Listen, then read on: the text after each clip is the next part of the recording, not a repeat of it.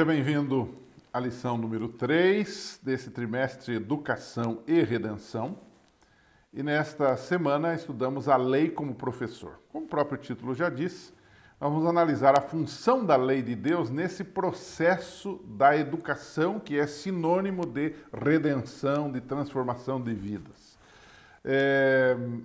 Eu dividi a lição dessa semana, para ficar mais fácil, em algumas perguntas, alguns questionamentos que vêm lá do passado e que muitas vezes se perpetuam, continuam no presente, sobre a questão da lei, né? Então, quais são essas perguntas? A pergunta número 1 que eu coloquei é: amar, obedecer e temer a Deus, não seria isso uma contradição? Quando a gente fala de guardar a lei, de obedecer, de temer a Deus, alguns acham que isso não combina com amar a Deus. A Bíblia diz que nós temos que amar a Deus sobre todas as coisas e etc. e tal. Quer dizer, há muita gente que despreza a lei de Deus. Nós sempre dizemos que a lei não salva, é verdade, mas ela indica o caminho que devemos seguir após sermos declarados justos e salvos por causa dos méritos do Senhor Jesus Cristo. Agora, então, será que amar, obedecer e temer a Deus não são fases ou expressões que se contradizem? Quando você vai para Deuteronômio 6, verso 5, lá Moisés desafia o povo a amar a Deus. Aí você vai para o final de Deuteronômio, no capítulo 31, no verso 13, ele fala em obedecer e temer ao Senhor.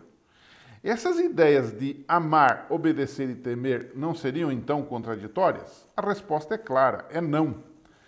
Temer a Deus, o que é? Essa é uma expressão que com frequência é mal entendida, né? Muitos acham que temer a Deus é ter medo de Deus. Outros fazem conjecturas sobre isso. Mas quando a gente lê a Bíblia, a gente percebe que temer a Deus envolve tanto o amar quanto o obedecer. O homem que teme a Deus é o homem que se relaciona com Deus, não por medo, mas por amor.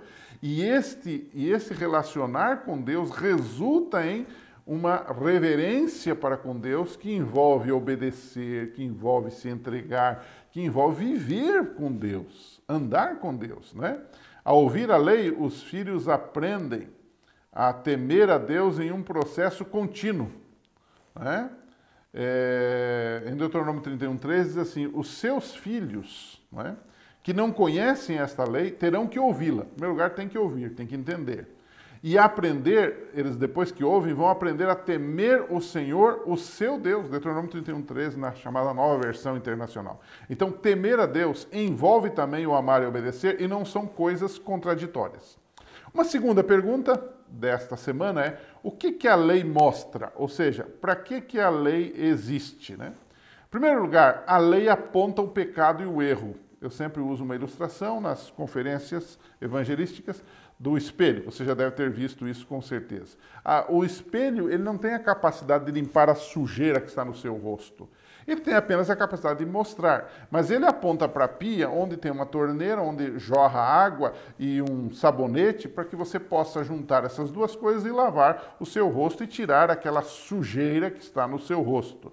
Então, a lei é assim também. Ela é um espelho, ela aponta. Ela é uma espécie, no dizer do Velho Testamento, de uma testemunha contra os israelitas que não a cumprissem. Deuteronômio 31, verso 26. Não é? Então, esse espelho de Deus mostra os nossos pecados. Romanos 3,20 diz que pela lei vem o pleno conhecimento do pecado. Então, isso é extremamente importante a gente entender.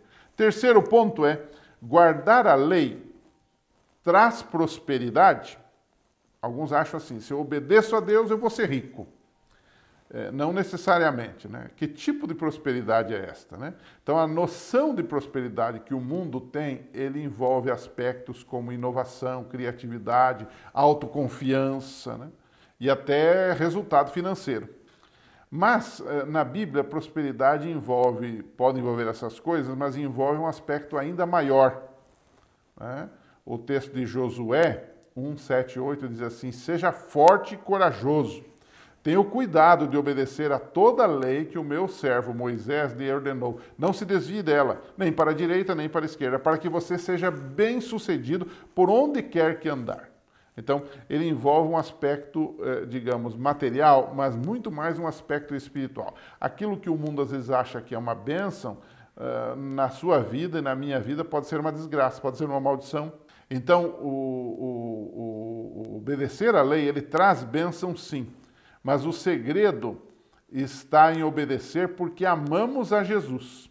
João 14, verso 15 diz assim, que se me amais, guardareis os meus mandamentos. E como alunos na escola de Cristo, nós aprendemos obedecendo sempre. Isso não quer dizer que nossa prosperidade será nos moldes materialistas desse mundo. Não é? Basta você ler Jó, capítulo 1, Marcos, capítulo 6, 25 a 27, o Salmo 84, 10, que você vai perceber isso. Né? Quarto ponto, ou quarta pergunta, quarto questionamento sobre a lei de Deus nesse processo de educação, de transformação e de salvação. A lei ainda está em vigor depois de Cristo? Bom, essa é uma pergunta recorrente. As pessoas que começam a estudar a Bíblia não têm noção da Bíblia toda, então sempre surge essa pergunta, né? Bom, em primeiro lugar, Mateus 5,17 deixa claro. Jesus diz, eu não vim destruir a lei e os profetas, eu vim para cumprir. Então, já começa por aí, né? A lei, ela não salva, mas ela não pode deixar de existir, porque o dia que ela deixar de existir, deixa de existir o pecado. Porque o pecado é medido a partir de um parâmetro, de um padrão. E esse padrão é a lei de Deus, que na verdade é o próprio caráter de Deus. A lei é um reflexo do caráter de Deus, né? Então a lei não salva, mas ela conduz a Cristo que pode perdoar e salvar. O famoso texto de Gálatas 3, 24, do aio, né? O que era o aio? Diz que a lei nos serviu de aio para nos conduzir a Cristo. O que ele está dizendo com isso?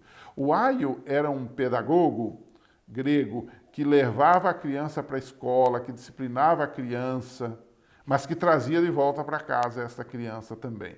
Então, o que Paulo está dizendo aqui é que a lei, ela nos faz ter, ela mostra o nosso pecado, e ao mesmo tempo ela é impotente para nos perdoar, nos salvar, nos transformar. Ela aponta para aquele que pode fazer tudo isto. E quem pode fazer tudo isto? É Jesus Cristo. Nesse sentido, a lei nos conduz a Cristo. É o aio que nos leva a Cristo. O objetivo da lei é nos conduzir para Cristo. Ela não salva, claro, alguém pode guardar a lei e não ser salvo. Mas quem é salvo guarda a lei, porque guardar a lei significa não estar em pecado. E quando somos perdoados por Jesus, não é para continuar pecando, é justamente pelo contrário. Isso é uma questão elementar. Um outro ponto que podemos discutir aqui é que a lei é a norma do juízo de Deus. Em Tiago 2, 10 e 12, isso fica claro. Não é? Quem tropeçar em um só ponto vai se tornar culpado de todos, diante da lei de Deus. Não é? E aí terminamos a lição dessa semana colocando duas perguntas muito interessantes. Sempre quando falamos de lei, muitas vezes nós não somos cristocêntricos, né?